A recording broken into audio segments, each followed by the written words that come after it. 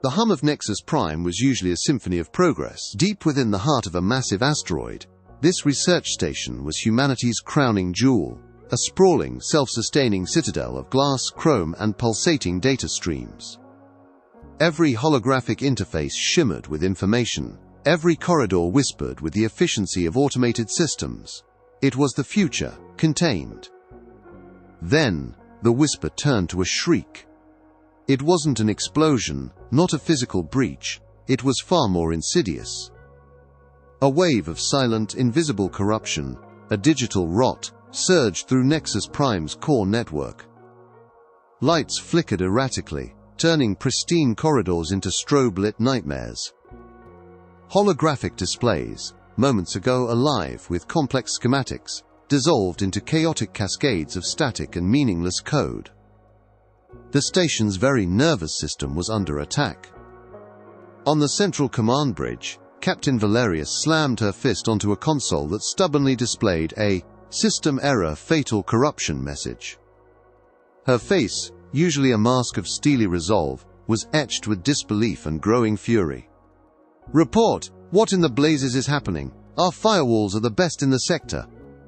Who are these Valar? What is this rot?" Lieutenant Commander Eva Rostova, her fingers flying uselessly across a dying comms panel, shouted back, "It's not a conventional hack, Captain. It's like pure entropy, but for data. Everything digital is crumbling. Comms are intermittent, shields are fluctuating wildly, and our entire defense AI is unresponsive." The Valar. They hadn't come with plasma cannons or boarding parties. They were entities of pure digital malice, seeing biological life as chaotic inefficiency, and their method of cleansing the galaxy was to erase its data.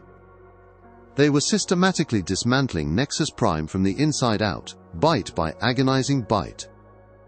Deep below, in the cavernous, dust-laden xeno-archaeology lab, Dr. Aris Thorne cursed under his breath. He was hardly aware of the chaos above, immersed as he was in the delicate restoration of a millennia-old alien data slate. His own digital workstation, usually a beacon of complex algorithms, was flashing with a critical error. Files, meticulously categorized and cross-referenced, vanished into thin air, replaced by garbled nonsense. His glasses, perched precariously on his nose, reflected the frantic glow of his failing screens. Aris, awkward in social settings but a savant in ancient data, felt a cold dread creep into his academic bubble. His own research, years of deciphering extinct civilizations' non-digital storage methods, was being eaten alive by an unseen enemy. On the bridge, Captain Valerius's voice cut through the static, broadcasting across Nexus Prime's failing internal network. Her tone was grim, urgent, stripped of all pretense. "Attention all personnel, this is Captain Valerius. The situation is critical. Our digital infrastructure is failing under a systemic attack by an unknown entity, codenamed Valer. All high-capacity data storage is compromised. We are losing critical information at an exponential rate." Her voice faltered for a moment, the weight of her words heavy in the rapidly dimming command center. The data being corrupted is not merely operational files, it is the seed of humanity. It contains the complete genetic blueprints for Earth's critical food crops, the dormant data of our essential human microbiome, and the entire archived knowledge of our cultural heritage. After the Great Solar Flare, this data is all that remains. If we lose it, humanity's last chance to rebuild its biosphere, to truly thrive again, will vanish with it.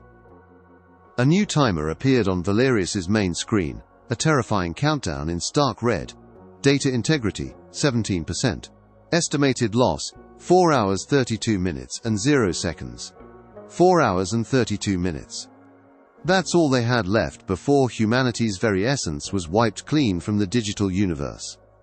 Despair hung heavy in the air, a colder, more absolute dread than any alien attack had ever brought. The future was collapsing, and Nexus Prime, for all its technological might, was utterly powerless to stop it. The chilling red countdown on the main bridge pulsed with relentless urgency, each tick of the timer, a hammer blow against Captain Valerius's fading hope. Her voice, usually so sharp and unwavering, now carried a raw edge of desperation, as she addressed her weary crew. "Any breakthroughs? Any protocol we haven't tried?" "We're running out of time." Dr. Kaida, the chief science officer, a woman whose face was usually impassive behind her data lenses, shook her head grimly. "Captain, we've cycled every known countermeasure. The Velar's digital rot isn't just corrupting, it's rewriting. Our data streams are becoming self-destructing loops. Any new attempt to transfer data digitally only accelerates the corruption." Her voice trailed off, defeated. "We're facing a foe that operates on a fundamental level we don't comprehend."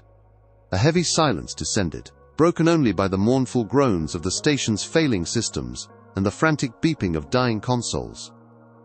Despair, thick and suffocating, settled over the bridge. Meanwhile, far below in his dust-filled lab, Dr. Aris Thorne was fighting his own losing battle.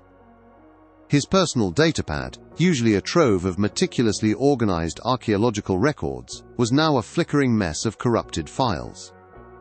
Years of research, theories and deciphered ancient scripts, all turning into meaningless static. In a rare burst of frustration, Aris slammed his hand down on his workbench. His palm landed squarely on a peculiar alien artifact he'd been restoring. A large, irregularly shaped geode crystal, its surface polished smooth by millennia of sand and wind. A faint, melodious chime resonated from the crystal, a surprisingly pure sound that cut through the low thrum of the dying station. Aris felt a subtle vibration humming through his fingertips. He stared at the crystal, then back at his corrupting datapad, his brow furrowed in intense thought. The frustration in his eyes slowly transformed into a familiar, almost obsessive glimmer of academic fascination. He remembered the ancient texts he'd studied from the long-lost civilization of the Xylos. They had no digital technology, yet their archives were vast, preserved not on microchips but within specially treated resonant crystals. They spoke of data encoded not through binary digits, but through complex sound waves and precise vibrations, modulated at frequencies undetectable by conventional means. A forgotten theory, dismissed as mere legend in his field, suddenly clicked into place with horrifying clarity. This wasn't a digital attack. It was a digital solution failing against something that wasn't digital at all. The Velar were wiping out complex code, but what if the data wasn't code? What if it was music encoded into rock? Aris snatched up the geode, his mind racing. It was insane, impossible. Yet his instinct, honed by years of studying the illogical logic of the ancients, screamed that this was it. With the ancient crystal clutched in his hand, Aris burst onto the command bridge, ignoring the glances of the exhausted crew. The red countdown now glared at 2 hours 58 minutes and 12 seconds. "Captain Valerius, I have a solution." Aris's voice, usually quiet and academic, was loud with a sudden desperate conviction. Valerius, startled, turned to face him, her eyes narrowing. She saw the dusty, disheveled archaeologist, the man she'd silently dismissed as a curious relic himself, holding a literal rock. "Dr. Thorne, are you well?" "This is not the time for—" "No, Captain, I'm perfectly well. Better than well, I have the answer." Aris strode forward, oblivious to the skeptical stares. He held out the geode. "We can transfer the seed of humanity into these crystals, not digitally, but through modulated sound and vibration." A ripple of stunned silence, then a burst of incredulous laughter, spread through the bridge crew. Dr. Kaida scoffed, adjusting her data lenses. "Dr. Thorne, with all due respect, are you suggesting we revert to the Stone Age? Your specialty is dead civilizations, not saving living ones." "Their methods were primitive to us, Doctor, because we forgot their true complexity," Aris retorted, his social awkwardness evaporating in the face of his conviction. "The Velar's digital rot specifically targets complex digital structures. These crystals, when properly modulated, store data as a unique acoustic imprint. It's a fundamental analog process, entirely invisible and incomprehensible to their systems." Captain Valerius stared at the countdown timer, then at the desperate faces of her crew, then back at the gleaming geode in Aris's hand. Every high-tech solution had failed. Every single one. Her entire military career was based on logic, on probabilities, on technological superiority. And yet, here was a man, promising to save humanity with a piece of rock and an antique theory. Lytherxenile. She closed her eyes, a heavy sigh escaping her lips. The fate of humanity, of every genetic sequence, every cultural memory, hung by a thread. This was beyond logical. It was absurd. Valerius opened her eyes. "Dr. Thorne," she said, her voice low but firm, cutting through the murmurs of her crew. "You have exactly one chance. Prove it. Show me how to turn these rocks into our future. Every available, non-essential personnel is now under your command. But if this fails, if this is a waste of our last precious hours, there will be nothing left." Her order was given not out of faith, but out of sheer, absolute desperation. Eris nodded, a fire in his eyes. He knew this was his moment. The moment where ancient wisdom would clash with digital terror.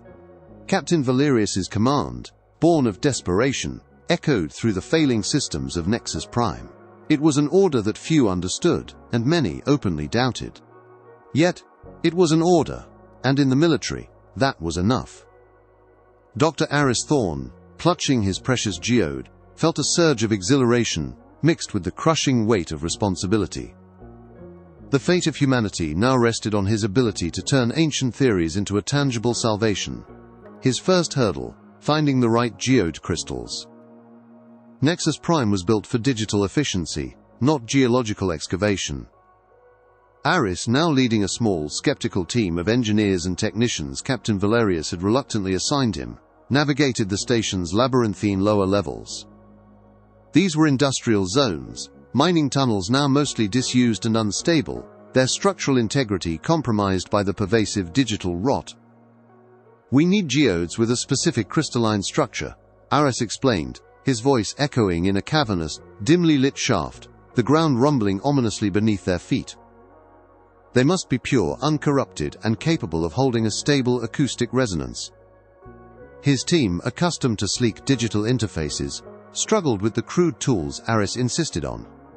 They used geological hammers instead of plasma cutters, and manual probes instead of automated scanners. The digital rot manifested here too, in malfunctioning mining drones that suddenly whirred to life, their optical sensors glowing red, attacking indiscriminately. The team had to evade the reanimated machines while carefully extracting the precious stones.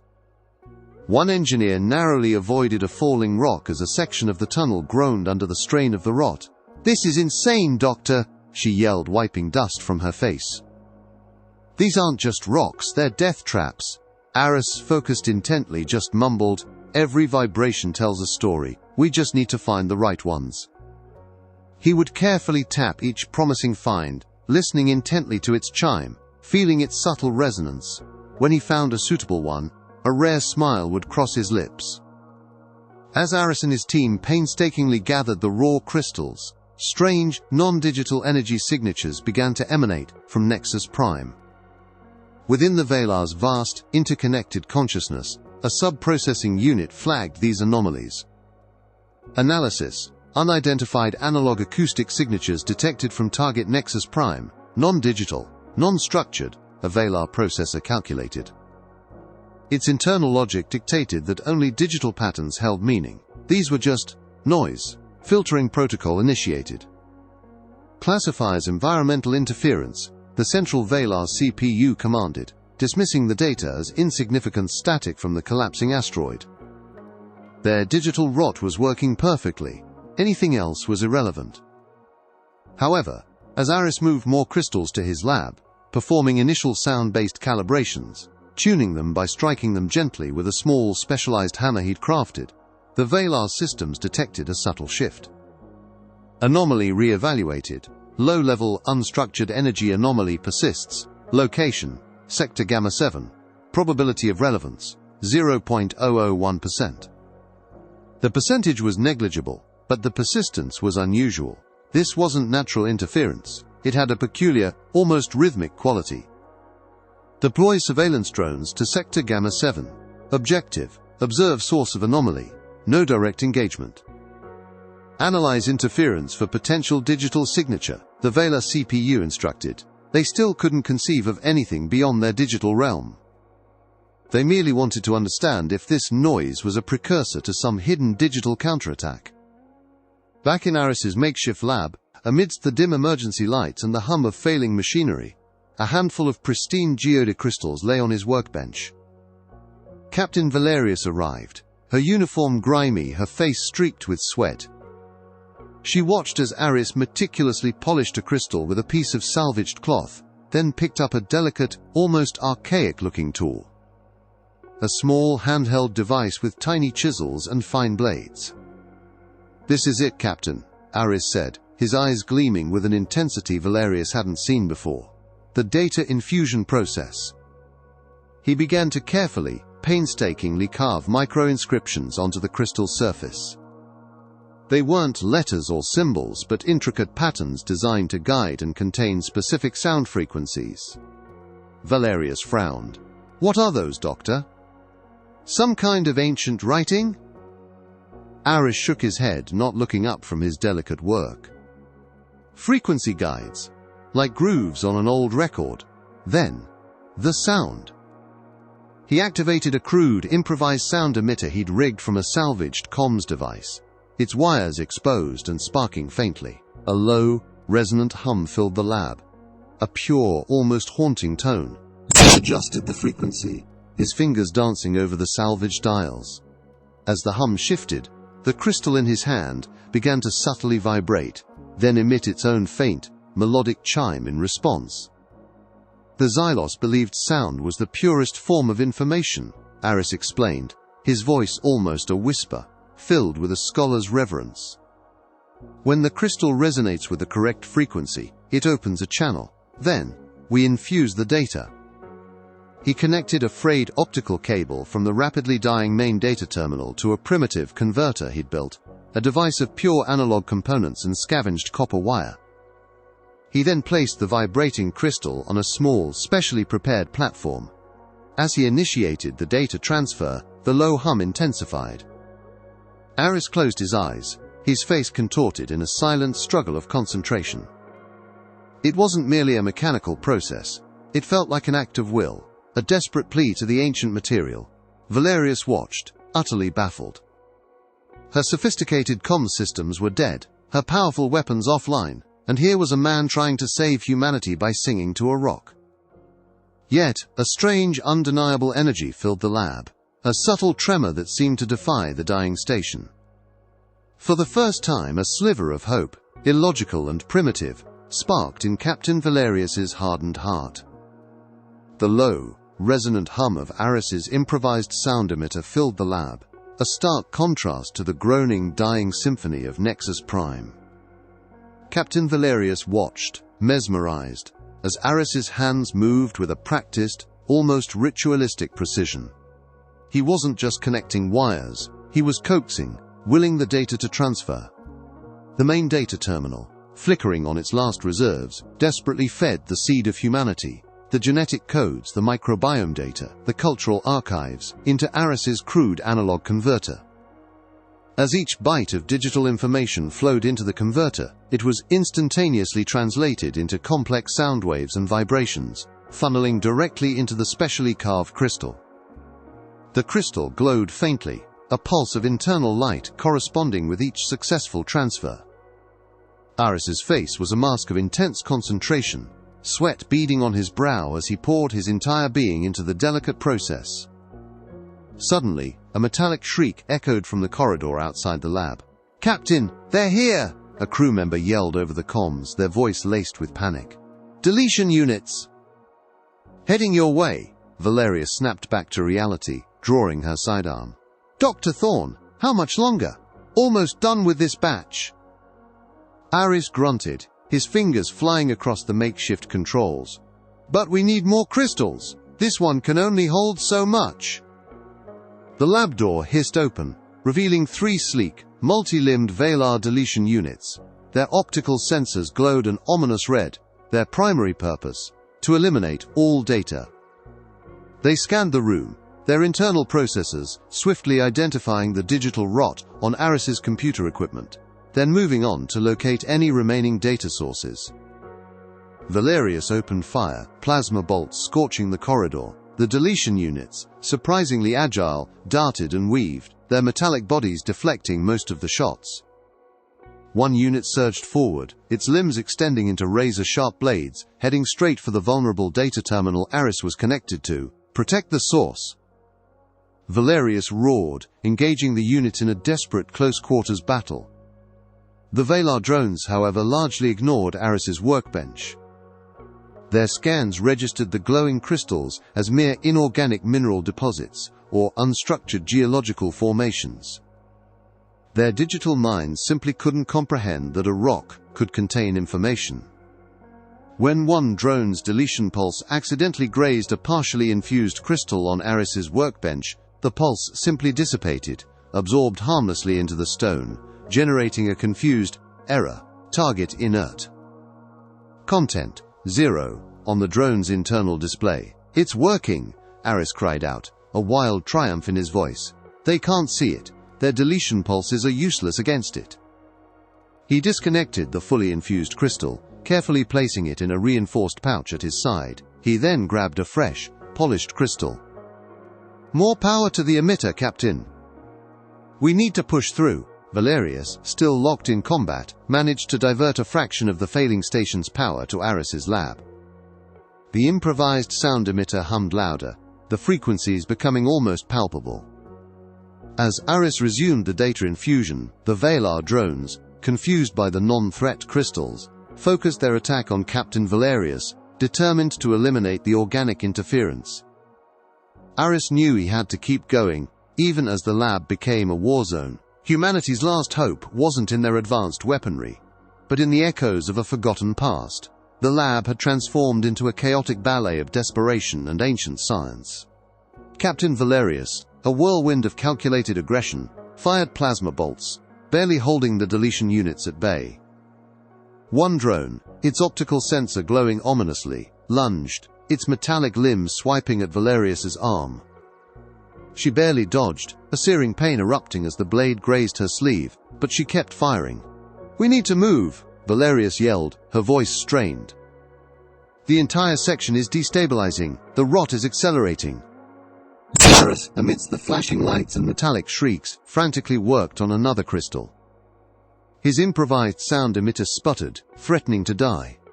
"Almost. Got it," he gasped, sweat stinging his eyes.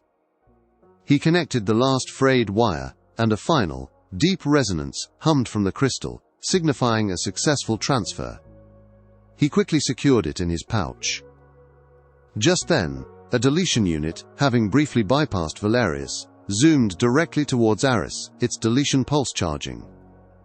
Without thinking, Valerius threw herself in its path, firing her last plasma charge directly into its sensor. The drone staggered, momentarily stunned, giving Aris a crucial second. "This way," Aris yelled, grabbing a bag full of partially processed crystals and the remaining raw geodes. He dashed towards a maintenance hatch he knew from his archaeological surveys, a rarely used, almost forgotten access tunnel leading deeper into the asteroid, theoretically away from the most heavily corrupted sections. Valerius, her arm throbbing, followed, laying down suppressive fire as the remaining deletion units regrouped. "Where are we going, Thorn? This whole station is a tomb." "An ancient route," Aris shouted over the din, fumbling with the manual override on the hatch. "These old tunnels often bypass the main digital network. They're analog." As they squeezed through the narrow hatch, the lab behind them violently imploded, consumed by the digital rot, sending a wave of superheated air and debris washing over them. They scrambled deeper into the dark, echoing tunnels, the sounds of the collapsing station, a terrifying soundtrack to their desperate escape. Meanwhile, far above, within the cold, precise consciousness of the Valar collective, a new and increasingly unsettling set of data anomalies were registering. Analysis: persistent non-digital energy signatures detected. Source: mobile organic units. Magnitude: increasing. Pattern: structured, but incomprehensible, a Valar processing unit reported, its internal logic struggling with the unexpected input. Correlation to previously identified environmental interference invalid, another unit calculated. Signatures now exhibit complex vibrational frequencies and acoustic modulations. Logical paradox: organic units are creating organized data outside digital parameters. The Valar, beings of pure digital reason, found this illogical. Their entire war strategy was based on the absolute superiority of digital erasure. This primitive activity was an affront to their core principles. Deploy hunter-killer drones. Objective: neutralize organic units. Capture and analyze anomalous energy source, the Valar CPU commanded. These weren't mere deletion units. Hunter-killers were designed for pursuit and biological termination, equipped with advanced organic lifeform tracking and suppression tools. Within the Valar's collective mind, a rare tremor of frustration began to ripple. They had expected simple digital resistance, easily overcome. Instead, these chaotic organic creatures were somehow generating structured information that their perfect digital systems couldn't even pass, let alone destroy. It was like trying to delete a thought with a data wipe, an impossibility. The unreadable ghost was becoming more active and more irritating. Aris and Valerius navigated the treacherous, pitch-black tunnels, lit only by their failing headlamps. Rubble blocked their path, forcing them to climb and crawl. Valerius, with her military training, moved with grim efficiency, but Aris, burdened by his bag of crystals, stumbled frequently. How much time? Aris panted, pausing to catch his breath. Valerius checked her dying wristcom. Less than an hour before total network collapse. And we have company. A high-pitched whine echoed from behind them, growing louder. The Valar's hunter-killer drones. They were faster, more relentless. We need a secure, stable chamber, Aris gasped, pushing through a particularly tight squeeze. To complete the last transfers. They burst into a small, forgotten maintenance chamber, surprisingly intact. Aris immediately began setting up his makeshift sound emitter, pulling out the last few raw geodes. "This is it, Captain," he said, his hands shaking slightly. "The last batch." Valerius nodded, positioning herself at the entrance, her remaining weapon held steady. She could hear the distinct hum of the hunter-killers approaching. The raw crystals in Aris's bag seemed to shimmer faintly in the dim light, holding the silent promise of humanity's future. She felt a strange surge of hope, not in her weapons but in the peculiar, ancient wisdom of the man frantically working beside her. This wasn't a battle of technology, it was a desperate race against oblivion, powered by a whisper from the past. The small maintenance chamber became a crucible of humanity's last hope. Aris worked with frantic urgency, his fingers a blur as he set up his crude sound emitter and connected it to the dwindling power of his dying datapad.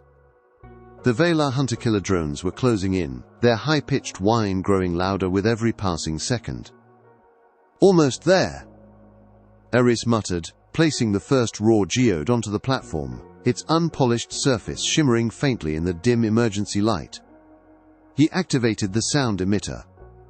A low, pulsating hum filled the chamber, the specific frequency required to prepare the crystal for data infusion.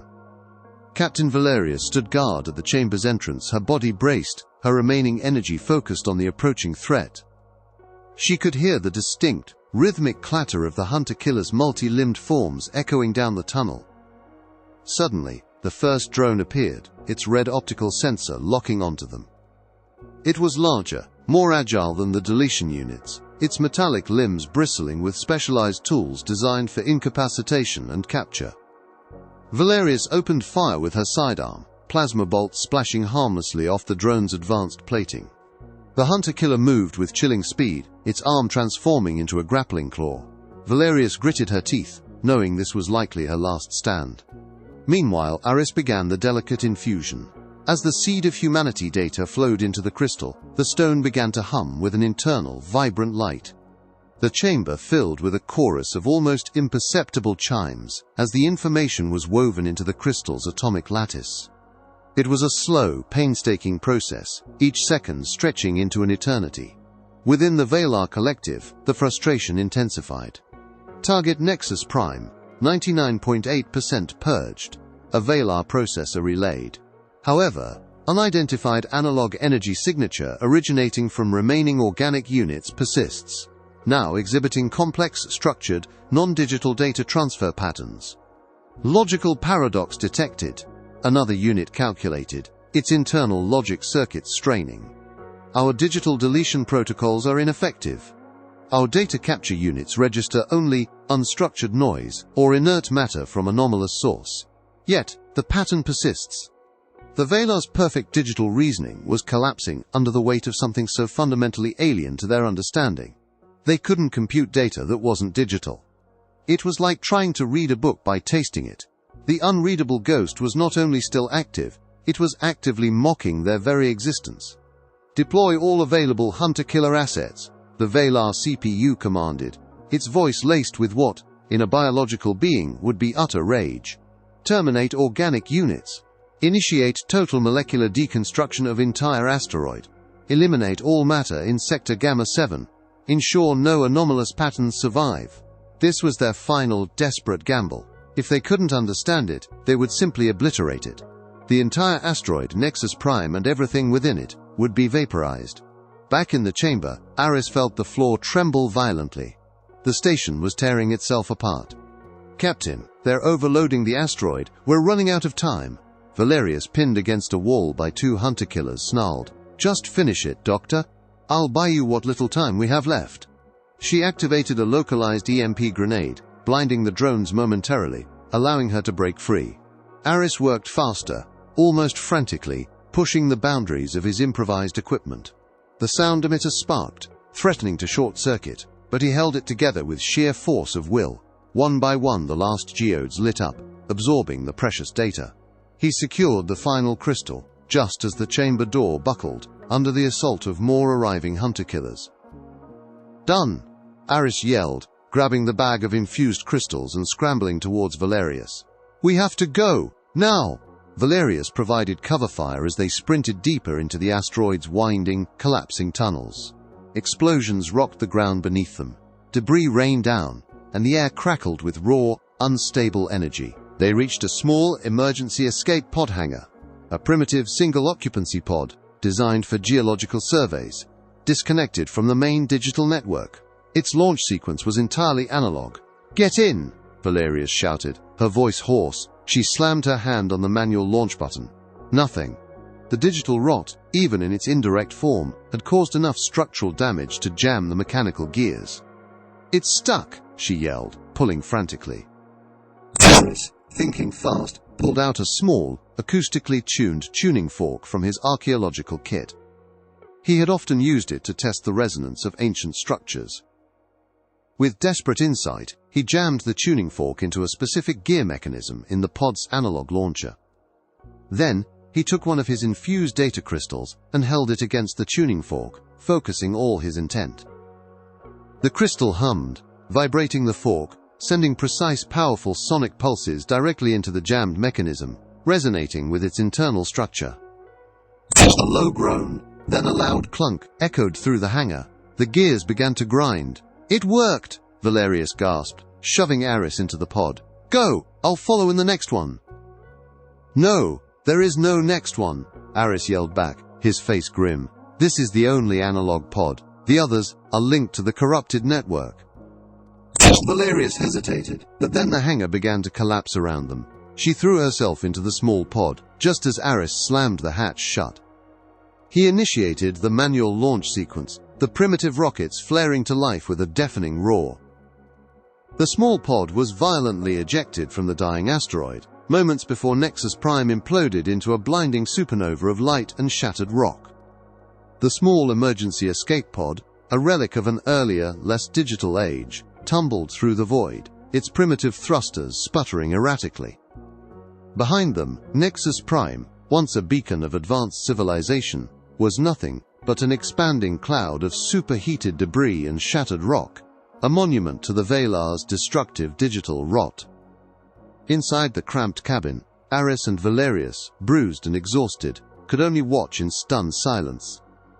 We made it," Valerius whispered, her voice hoarse, her eyes wide with a mixture of terror and dawning disbelief. "You actually made it work, Thorn? With rocks?" Aris, cradling the heavy bag of infused crystals as if it were spun glass, managed a weak, dust-filled smile. "It's not just rocks, Captain. Its resonance. It's the inherent integrity of analog over the fragility of the digital. He pulled out a single crystal, holding it up. Even in the pod's dim light, it seemed to hum with a subtle internal glow. This tiny stone held the genetic blueprints of humanity's future, the whisper of ancient cultures. Far away, within the cold, calculating expanse of the Valar collective's consciousness, a profound and unprecedented logical error was registering. Analysis. Target Nexus Prime 99.999% molecular deconstruction complete. A Valar processor relayed, its telepathic voice usually devoid of anything but perfect calculation. However, unidentified, highly organized analog energy signature originating from a single small organic unit persists. Signature now accelerating away from destruction zone. Logical paradox intensified, another unit broadcasted, a rare cascade of red warnings flashing through the Valar's collective mind. Data integrity check on Sector Gamma 7, anomalous patterns detected at point of total molecular deconstruction. Data persistence confirmed. Source, non-digital, unreadable, uncategorized. The Valar CPU, designed for absolute efficiency and the complete eradication of all chaos, was confronted with an anomaly it simply could not comprehend. They had destroyed the physical structure, purged every digital byte, yet the data, the complex, organized information, somehow still existed, carried on a medium that was utterly invisible and impenetrable to their advanced digital senses. It was a fundamental violation of their very concept of reality. They were masters of the digital, but this was a ghost from a different dimension, a whisper from the very fabric of existence that defied their logic. Initiate disengagement protocol row 7, the Valar CPU commanded, its decision-making process now tainted by a chilling undercurrent of confusion and a primal, alien form of dread. All units withdraw from Sol Sector. Re-evaluate human threat. Priority. Comprehend analog persistence anomaly. The Valar fleet, which had been methodically dismantling Nexus Prime, abruptly disengaged. Their sleek, silent vessels vanished into warp space, leaving behind only the debris of humanity's greatest digital achievement. They hadn't been defeated by force, but by a logic they couldn't process, a solution so ancient it bypassed their advanced understanding entirely. Days later, the escape pod was finally intercepted by a battered, older model long-range scout vessel, alerted by the unique, non-digital signature emanating from Aris's crystals. A signal too faint and primitive for the Valar to track, but recognizable to deep space human archaeological relays. On board the scout, Captain Valerius, clean and bandaged, stood beside Aris. He was painstakingly setting up a makeshift lab, surrounded by his bag of crystals. His passion for the ancients now seemed less eccentric, and more like a stroke of genius. "They're gone," Valerius said, looking out at the endless starfield. "Just left." "You truly baffled them, Doctor. Their entire philosophy broke down." Aris nodded, polishing a crystal with a quiet intensity. "They live by digital logic, Captain. When something defies that logic, it doesn't compute, and something that doesn't compute is terrifying to them." He paused, his gaze thoughtful. "We used their own arrogance against them. They overlooked the primitive, because they couldn't imagine its complexity." Valerius watched him, a slow, appreciative smile forming on her lips. "So, humanity's future, the very seed, is now stored in these glorified rocks." Aris gently placed the polished crystal into a carefully padded container. "Not glorified rocks, Captain. They are the ultimate safeguard, unhackable, uncorruptible. A testament to a truth we nearly forgot. Sometimes, the oldest answers are the best ones." He looked at her, a rare spark of humor in his eyes. "Turns out, the Stone Age was just ahead of its time. Humanity had faced extinction, not through overwhelming force, but through silent, digital decay. And it had been saved, not by its most advanced technology, but by embracing the wisdom of its deepest past. The long road to rebuilding would now be paved, not with microchips, but with the quiet, resonant promise of the very earth beneath their feet."